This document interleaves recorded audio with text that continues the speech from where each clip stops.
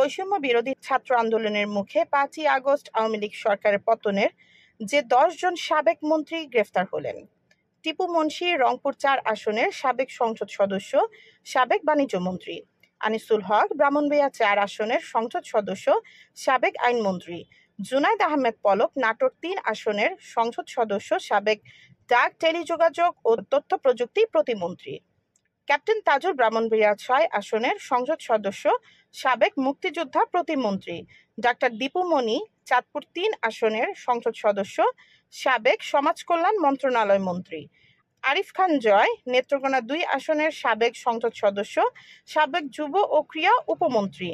গোলাম দস্তগীর গাজী নারায়ণগঞ্জ 1 আসনের সাবেক সংসদ সদস্য, সাবেক বস্ত্র ও পাট মন্ত্রী।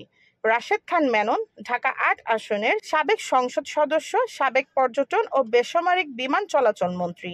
হাসানুল হক ইনু জাতীয় সমাজতান্ত্রিক দল জাসদের সভাপতি, সাবেক তথ্যমন্ত্রী।